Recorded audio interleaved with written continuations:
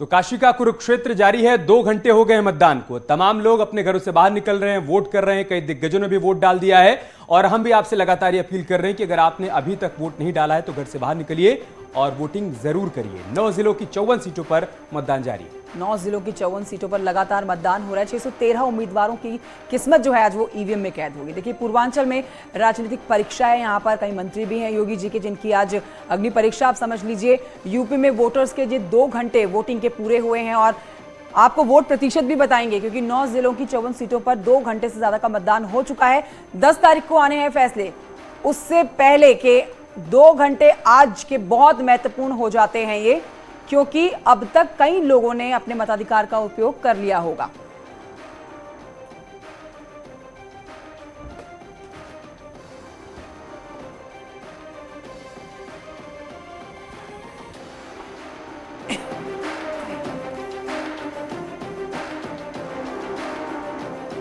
और 7वें चरण के रण की जो बड़ी बातें हैं वो भी हम आपको सिलसिलेवार तरीके से बताते हैं कि 2 घंटे वोटिंग को हो गए हैं। बड़ा अपडेट क्या सामने आया है और किस तरीके से 7वें चरण के रण में बड़े मुकाबले देखने को मिल रहे हैं, सब कुछ हम आपको सिलसिलेवार तरीके से समझाते हैं। पहली बड़ी बात यह है कि यूपी में 7वें चरण के लिए मतदान जारी है।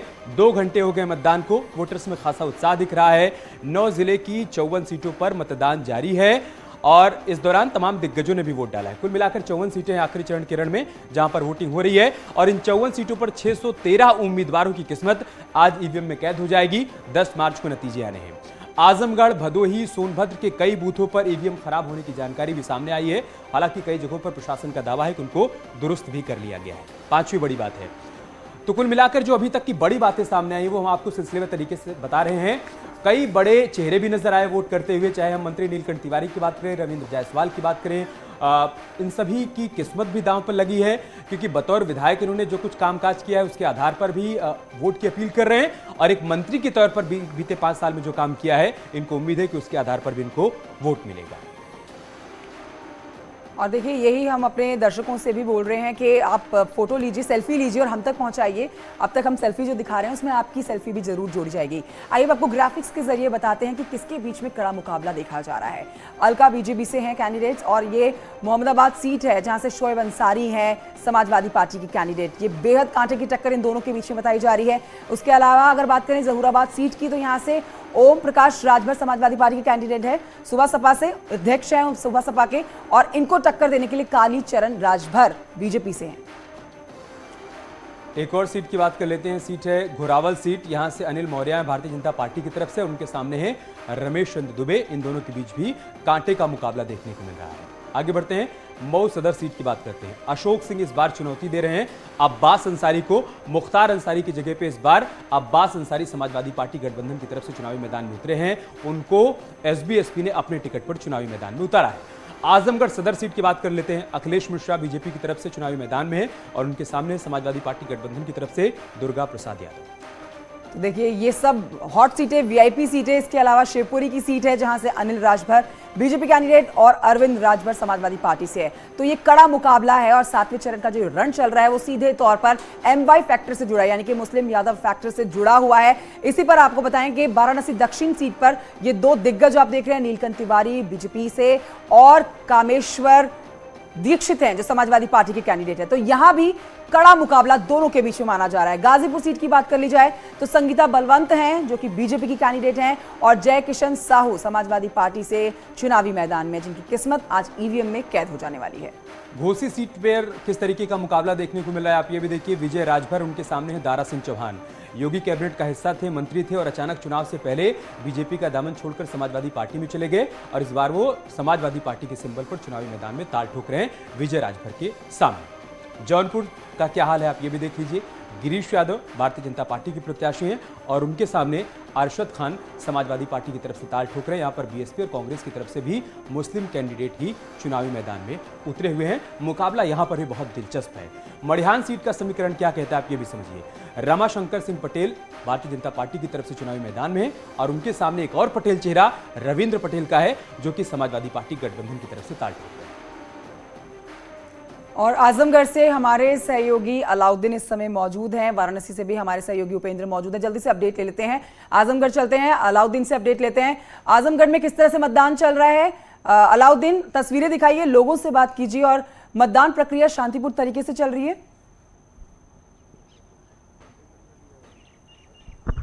जी हाँ, बिल्कुल। आजमगढ़ शहर में जब हम थे तब उस वहाँ की तस्वीरें दिखाए। अब हम ग्रामीण क्षेत्र में आ गए हैं। यह तरौलिया विधानसभा है और ग्रामीण क्षेत्र में लोगों का उत्साह ज़रा सा आप देखिए। अगर सुबह का वक्त हो रहा है, महिलाएं, पुरुष और बुजुर्ग लोग, तमाम लोग लाइनों में खड़े हुए हैं और दोनों तरफ जो है पोलिंग बूथ है और दोनों तरफ ही ऐसी ही भीड़ आपको दिखाई देगी।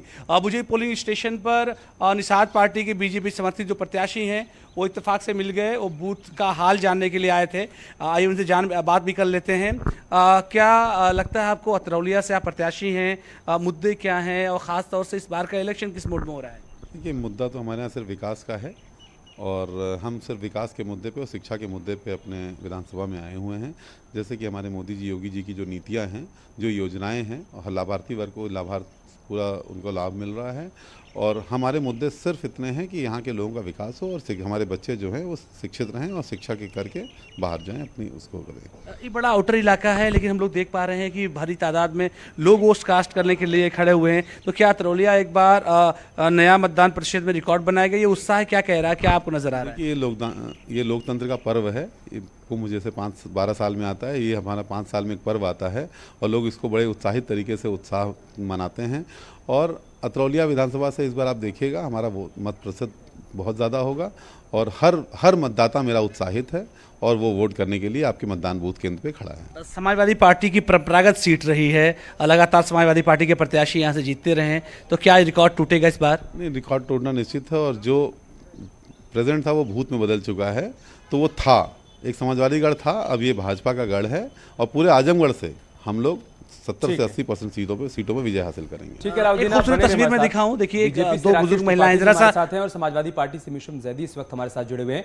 राकेश जी, मैं आपसे सवाल करूंगा। सवाल मेरा यह कि काशी का कुरुक्षेत्र कौन जीत रहा है? जवाब आप देंगे बीजेपी जीत रही है, तो फिर मेरा सवाल होगा कि आधार क्या है इसका? देखिए, काशी का जिस तरह से हमने नित्य नूतन चिर पुरातन की तर्ज पर विकास करने का काम किया है, 20,000 करोड़ रुपए की परियोजनाएं आज काशी में केवल चल रही हैं। मैं अगर आप जिलेवार की बात करेंगे, आज जितने भी जिलों में 9 जिलों में मतदान हो रहा है तो मैं जिलेवार समीक्षा करके बता सकता हूं। लेकिन विशेष तौर पर आपने जब काशी का जिक्र किया है तो इसमें कोई दो राय नहीं। 2014 से पहले एक महीने में 1400 यात्री आया करते थे काशी के एयरपोर्ट पर और अब प्रतिदिन 17,000 यात्री वहां प्रतिदिन एयरपोर्ट पर आ रहे हैं। ये परिवर्तन हुआ है कि कैसे काशी में बाबा विश्वनाथ के धाम को देखने के लिए, वहां अपनी आस्थाओं के प्रकटीकरण के लिए, मां गंगा में आकर के छटा को निहारने के लिए बड़ी संख्या में आध्यात्मिक पर्यटक अब बनारस आ रहे हैं। जी, बनारस की पूरी अपने ठीक है, बनारस की तो बात होगी, लेकिन पिछली बार सर मोदी लहर में आप आजमगढ़ किले को भेज नहीं पाए थे। इस पर मैं जानूंगी कि इस बार तो समाजवादी पार्टी बहुत ही प्रमुखता से चुनाव में है, लेकिन इस समय अपने दर्शकों को बता देते हैं कि 2 घंटे के मतदान के बाद वोट प्रतिशत देखिए 10% हमने बताया मतदान पड़ चुका है। चंदौली की भी आप जान रहे हैं, जौनपुर में अब तक 9 बजे तक 10% का मतदान हो चुका है और चंदौली में 11.25% की वोटिंग अब तक हो चुकी है। ये बड़ी अपडेट आप तक पहुंचा रहे हैं। 2 घंटे से ज्यादा का समय बीत चुका है, लेकिन आपको 9 बजे तक, सुबह 7 बजे से मतदान शुरू होने के बाद 9 बजे तक की बात की जाए तो आप लगभग देखिए 10% के आंकड़े को छू चुका है इस समय मतदान। एक बात जो कंचन हर चरण में देखने को मिली है कि शुरुआती 2 घंटे में 9 से 10% के आसपास मतदान होता है। हर चरण में हमने यही देखा है और इस बार भी वही देखने को मिल रहा है कि 9 बजे तक तकरीबन 10% के आसपास मतदान हुआ है। चंदौली में 11.25% मतदान हुआ है, जौनपुर में 10% मतदान हुआ है। उम्मीद यही कर रहे हैं सभी लोग कि यहाँ पर मतदान प्रतिशत बढ़ेगा।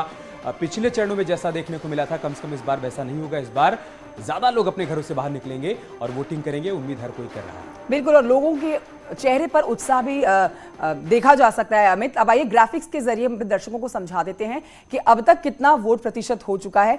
2 घंटे का समय बीत चुका है, 2 घंटे से ज्यादा का समय बीता है, लेकिन आप जानिए 2 घंटे के समय इतना वोट प्रतिशत यानी कि 10% का वोट प्रतिशत पड़ चुका है जौनपुर में। ये अब तक की वोटिंग का आप हाल देख रहे हैं, अभी तो शुरुआत हुई है, अभी तो सिर्फ 2 घंटे के वोट प्रतिशत को आप जान रहे हैं। ये आंकड़ा और बढ़ेगा। चंदौली में तो 11% का मतदान हो चुका है, तो यानी कि अमित मान सकते हैं कि लोग अपने घरों से बाहर जल्दी से जल्दी निकलना चाहते हैं और मतदान देना चाहते हैं। अच्छा, कुछ सीटें ऐसी भी हैं जहां पर सिर्फ 4 बजे तक मतदान होगा क्योंकि अति संवेदनशील वो इलाके हैं, तो लिहाजा वहां पर लोगों को बहुत जल्दी अपने घरों से बाहर निकलना होगा वोट करने के लिए। जौनपुर में आप देखिए 10% के आसपास मतदान हुआ है। चंदौली में हमने आपको बताया है कि 11.25% के आसपास मतदान हुआ है। बाकी जिले जो हैं जैसे वहां से अपडेट और तस्वीरें सामने आती हैं वो भी हम आपके साथ साझा करेंगे। और जो बड़े चेहरे वोट डालने के लिए निकल रहे हैं वो वोट डालने के बाद क्या कह रहे हैं, क्या दावे कर रहे हैं, वो भी लगातार हम आपके सामने रख रहे हैं।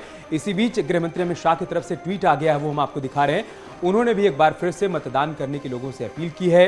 अपने ट्वीट में लिख रहे हैं कि आज उत्तर प्रदेश में 7वें और अंतिम चरण का चुनाव है। उत्तर प्रदेश में लोक कल्याण व विकास की यात्रा को अनवरत जारी रखने हेतु आप सभी लोग मतदान करें, ये उनकी तरफ से अपील की जा रही है वोटर्स से। तो गृह मंत्री अमित शाह का ट्वीट आप देख रहे हैं, मतदान करने की उन्होंने अपील की है। और यहाँ एक बहुत ही छोटे से ब्रेक के लिए हम रुक जाते हैं, जल्द लौट रहे हैं, आप कहीं मत जाइए।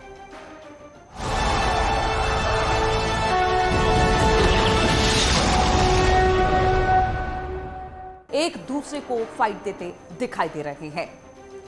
तो ये तमाम सीटें हम आपको दिखा रहे हैं कि किस तरह से यहां पर लड़ाई है। अशोक सिंह बीजेपी के मऊ सदर सीट, अब्बास अंसारी एसपी से हैं और एसपी गठबंधन से हैं और यहां पर भी जबरदस्त लड़ाई है। वहीं आजमगढ़ सदर सीट की बात कर रहे हैं, अखिलेश मिश्रा बीजेपी के और दुर्गा प्रसाद यादव एसपी गठबंधन से यहां पर चुनावी मैदान में है। उसके बाद अनिल राजभर, अरविंद राजभर, जबरदस्त मुकाबला शिवपुर सीट पर, क्योंकि ओम प्रकाश राजभर वो पहले नेता थे जिन्होंने बीजेपी से अपना गठबंधन तोड़ा था, मंत्री पद छोड़ा था और उसके बाद से वो लगातार बगावत करे। तो राजभर परिवार मैदान में। उसके बाद सबसे ज्यादा चर्चित जो सीट है नीलकंठ तिवारी बीजेपी वाराणसी दक्षिण सीट को बहुत महत्वपूर्ण माना जा रहा है। और फिर कामेश्वर दीक्षित का जब नाम सामने आया तो सबने यही कहा, अखिलेश यादव ने एक मास्टर स्ट्रोक चलाया, वो सक्सेसफुल होता है नहीं, उस पर नजर रखनी होगी।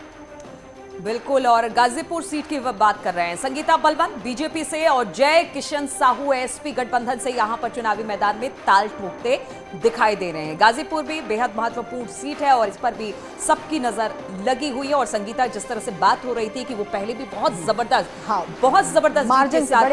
बड़े मार्जिन से जीती थी, एक बार फिर से चुनावी मैदान में। वही घोसी सीट की बात की जाए तो विजय राजभर यहां पर बीजेपी की तरफ से चुनावी मैदान में है, जबकि दारा सिंह चौहान इस वक्त एसपी गठबंधन के साथ चुनावी मैदान में ताल ठोकते नजर आएंगे। और दारा सिंह चौहान को लेकर अखिलेश यादव ने बाकायदा उनके लिए जनसभा करते हुए कहा था कि इन्होंने सही समय पर गर्म लोहे पर हथौड़ा मारा है, यानी कि बीजेपी को छोड़ के समाजवादी पार्टी का दामन थामा है और वैसे तो संपर्क में लंबे समय से थे। गिरीश यादव बीजेपी के जौनपुर से, अरशद खान समाजवादी पार्टी की तरफ से। जौनपुर जिले के बारे में एक बात जान लीजिए, हर विधानसभा सीट पर तकरीबन 30 से 40 हजार यादव है और इसीलिए जौनपुर को भी अखिलेश यादव का गढ़ कहा जाता है आजमगढ़ के बाद। बिल्कुल। मडियान सीट पर रमाशंकर सिंह पटेल और रविंद्र पटेल यहां पर चुनावी मैदान में हैं। तो लगातार हम आपको जानकारी दे रहे हैं, 7वें चरण की मतदान शुरू हो चुका है। अब कुछ जानकारी आपको ग्राफिक्स के जरिए भी देंगे। अपील तो हम कर ही रहे हैं, आप अपनी सेल्फी भी भेजिए। और देखिए वो जो महत्वपूर्ण सीटें हैं, वीआईपी सीटें हैं या वो सीटें जिस पर जबरदस्त मुकाबला है। कृष्णानंद राय की पत्नी अलका राय मोहम्मदाबाद सीट से मैदान में, समाजवादी पार्टी की तरफ से शोएब अंसारी ही परिवार की तरफ से जबरदस्त फाइट यहां पर भी मानी जा रही है। और उसके बाद हम आपको दिखाएंगे कालीचरण राजभर बीजेपी जहूराबाद सीट, ओम प्रकाश राजभर। वैसे माना जा रहा है ओम प्रकाश राजभर की ये सीट फंस गई है। बिल्कुल। और ये बहुत इंपॉर्टेंट सीट कही जा सकती है। अब हम आपको दिखा रहे हैं घोरावल सीट। आप देख सकते हैं अनिल मौर्य बीजेपी से हैं, रमेश चंद्र दुबे एसपी से यहां पर एक दूसरे को फाइट देते दिखाई दे रहे हैं। तो ये तमाम सीटें हम आपको दिखा रहे हैं कि किस तरह से यहां पर लड़ाई है। अशोक सिंह बीजेपी के मऊ सदर सीट, अब्बास अंसारी एसपी से हैं और एसपी गठबंधन से हैं और यहां पर भी जबरदस्त लड़ाई है। वहीं आजमगढ़ सदर सीट की बात कर रहे हैं, अखिलेश मिश्रा बीजेपी के और दुर्गा प्रसाद यादव एसपी गठबंधन से यहां पर चुनावी मैदान में है। उसके बाद अनिल राजभर, अरविंद राजभर, जबरदस्त मुकाबला शिवपुर सीट पर, क्योंकि ओम प्रकाश राजभर वो पहले नेता थे जिन्होंने बीजेपी से अपना गठबंधन तोड़ा था, मंत्री पद छोड़ा था और उसके बाद से वो लगातार बगावत करे। तो राजभर परिवार मैदान में। उसके बाद सबसे ज्यादा चर्चित जो सीट है नीलकंठ तिवारी बीजेपी वाराणसी दक्षिण सीट को बहुत महत्वपूर्ण माना जा रहा है। और फिर कामेश्वर दीक्षित का जब नाम सामने आया तो सबने यही कहा, अखिलेश यादव ने एक मास्टर स्ट्रोक चलाया, वो सक्सेसफुल होता है नहीं, उस पर नजर रखनी होगी। बिल्कुल। और गाजीपुर सीट की बात कर रहे हैं। संगीता बलवन बीजेपी से और जय किशन साहू एसपी गठबंधन से यहां पर चुनावी मैदान में ताल ठोकते दिखाई दे रहे हैं। गाजीपुर भी बेहद महत्वपूर्ण सीट है और इस पर भी सबकी नजर लगी हुई है। और संगीता, जिस तरह से बात हो रही थी कि वो पहले भी बहुत जबरदस्त मार्जिन बड़े मार्जिन से जीती थी, एक बार फिर से चुनावी मैदान में। वही घोसी सीट की बात की जाए तो विजय राजभर यहां पर बीजेपी की तरफ से चुनावी मैदान में है, जबकि दारा सिंह चौहान इस वक्त एसपी गठबंधन के साथ चुनावी मैदान में ताल ठोकते नजर आएंगे। और दारा सिंह चौहान को लेकर अखिलेश यादव ने बाकायदा उनके लिए जनसभा करते हुए कहा था कि इन्होंने सही समय पर गर्म लोहे पर हथौड़ा मारा है, यानी कि बीजेपी को छोड़ के समाजवादी पार्टी का दामन थामा है। और वैसे तो संपर्क में लंबे समय से थे। गिरीश यादव बीजेपी के जौनपुर से, अरशद खान समाजवादी पार्टी की तरफ से। जौनपुर जिले के बारे में एक बात जान लीजिए, हर विधानसभा सीट पर तकरीबन 30 से 40 हजार यादव है और इसीलिए जौनपुर को भी अखिलेश यादव का गढ़ कहा जाता है आजमगढ़ के बाद। बिल्कुल। मडियान सीट पर रमाशंकर सिंह पटेल और रविंद्र पटेल यहां पर चुनावी मैदान में हैं। तो लगातार हम आपको जानकारी दे रहे हैं। 7वें चरण की मतदान शुरू हो चुका है और अब कुछ जानकारी आपको ग्राफिक्स के जरिए भी देंगे। अपील तो हम कर ही रहे हैं, आप अपनी सेल्फी भी भेजिए। और देखिए, वो जो महत्वपूर्ण सीटें हैं, वीआईपी सीटें हैं, या वो सीटें जिस पर जबरदस्त मुकाबला है। कृष्णानंद राय की पत्नी अलका राय मोहम्मदाबाद सीट से मैदान में, समाजवादी पार्टी की तरफ से शोएब अंसारी ही परिवार की तरफ से जबरदस्त फाइट यहां पर भी मानी जा रही है। और उसके बाद हम आपको दिखाएंगे कालीचरण राजभर बीजेपी जहूराबाद सीट, ओम प्रकाश राजभर। वैसे माना जा रहा है ओम प्रकाश राजभर की ये सीट फंस गई है। बिल्कुल। और ये बहुत इंपॉर्टेंट सीट कही जा सकती है। अब हम आपको दिखा रहे हैं घोरावल सीट। आप देख सकते हैं अनिल मौर्य बीजेपी से हैं, रमेश चंद्र दुबे एसपी से यहां पर एक दूसरे को फाइट देते दिखाई दे रहे हैं। तो ये तमाम सीटें हम आपको दिखा रहे हैं कि किस तरह से यहां पर लड़ाई है। अशोक सिंह बीजेपी के मऊ सदर सीट, अब्बास अंसारी एसपी से हैं और एसपी गठबंधन से हैं और यहां पर भी जबरदस्त लड़ाई है। वहीं आजमगढ़ सदर सीट की बात कर रहे हैं, अखिलेश मिश्रा बीजेपी के और दुर्गा प्रसाद यादव एसपी गठबंधन से यहां पर चुनावी मैदान में है। उसके बाद अनिल राजभर, अरविंद राजभर, जबरदस्त मुकाबला शिवपुर सीट पर, क्योंकि ओम प्रकाश राजभर वो पहले नेता थे जिन्होंने बीजेपी से अपना गठबंधन तोड़ा था, मंत्री पद छोड़ा था और उसके बाद से वो लगातार बगावत करे। तो राजभर परिवार मैदान में। उसके बाद सबसे ज्यादा चर्चित जो सीट है नीलकंठ तिवारी बीजेपी वाराणसी दक्षिण सीट को बहुत महत्वपूर्ण माना जा रहा है। और फिर कामेश्वर दीक्षित का जब नाम सामने आया तो सबने यही कहा, अखिलेश यादव ने एक मास्टर स्ट्रोक चलाया, वो सक्सेसफुल होता है नहीं, उस पर नजर रखनी होगी। बिल्कुल। और गाजीपुर सीट की बात कर रहे हैं। संगीता बलवन बीजेपी से और जय किशन साहू एसपी गठबंधन से यहां पर चुनावी मैदान में ताल ठोकते दिखाई दे रहे हैं। गाजीपुर भी बेहद महत्वपूर्ण सीट है और इस पर भी सबकी नजर लगी हुई है। और संगीता, जिस तरह से बात हो रही थी कि वो पहले भी बहुत जबरदस्त बड़े मार्जिन से जीती थी, एक बार फिर से चुनावी मैदान में। वही घोसी सीट की बात की जाए तो विजय राजभर यहां पर बीजेपी की तरफ से चुनावी मैदान में है, जबकि दारा सिंह चौहान इस वक्त एसपी गठबंधन के साथ चुनावी मैदान में ताल ठोकते नजर आ रहे हैं।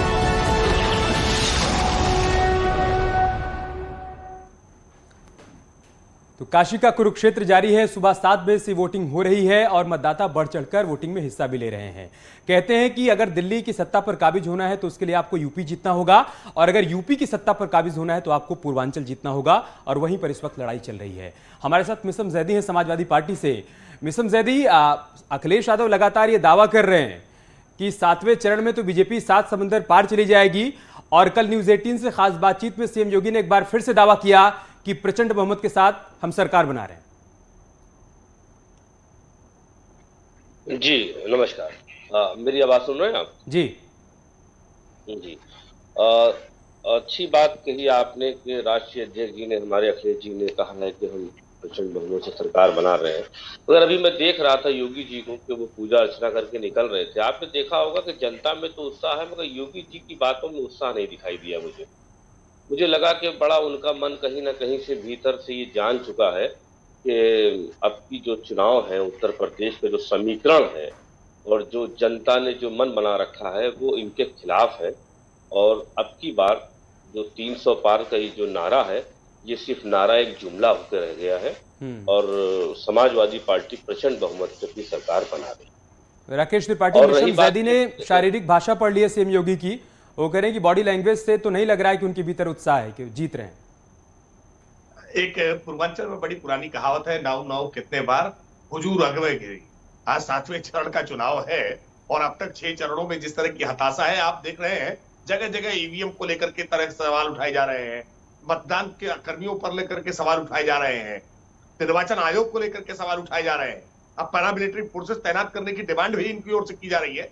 मैं बहुत निवेदन के साथ इलेक्शन कमीशन से कहूंगा भाई जो भी डिमांड समाजवादी पार्टी इस तरह की कर रही है उनकी डिमांड्स मान लीजिए, वरना ये बाद में कहेंगे देखिए हमने तो ये डिमांड की थी, इन्होंने माना नहीं इसलिए हम चुनाव हार गए। ये ईवीएम पर आरोप लगाने का काम करेंगे, ये पेशबंदी करना है। ठीक है राकेश जी, जैदी साहब से एक बार आधार जान लेते हैं कि जीत का आधार उनका क्या है, क्योंकि 7वें चरण के मतदान में बाहुबली हैं और धनबली हैं, तो समाजवादी पार्टी इनके आधार पर या फिर MY फैक्टर के आधार पर अपनी जीत बता रही है?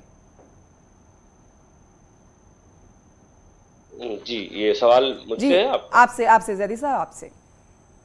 नहीं, कोई हमारा समीकरण नहीं है। MY समीकरण का नाम दिया हुआ भारतीय जनता पार्टी के लोगों का है, जनता को गुमराह करने का।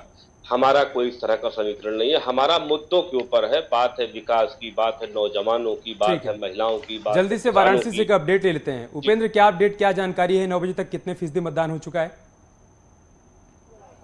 देखिए अभी फिलहाल वाराणसी प्रशासन की ओर से कुछ देर में जो है मतदान प्रतिशत जारी किया जाएगा। और मैं जैसे बता दूं कि 311 नंबर जो बूथ था जहां पे खुद मंत्री रविंद्र जायसवाल वोट डालने गए थे, लेकिन वहां ईवीएम खराब थी, लेकिन बाद में उसको ठीक कर लिया गया, वहां वोटिंग शुरू हो गई है। और मैं इस वक्त वाराणसी के नगर निगम के उसमें हूँ जहाँ फर्स्ट टाइम वोटर्स हैं, एक उनसे भी बात कर लेता हूँ। क्या नाम है आपका? अनन्या सिकदर। अनन्या, फर्स्ट टाइम आप वोटर हैं, किन मुद्दों वोट किया है आपने?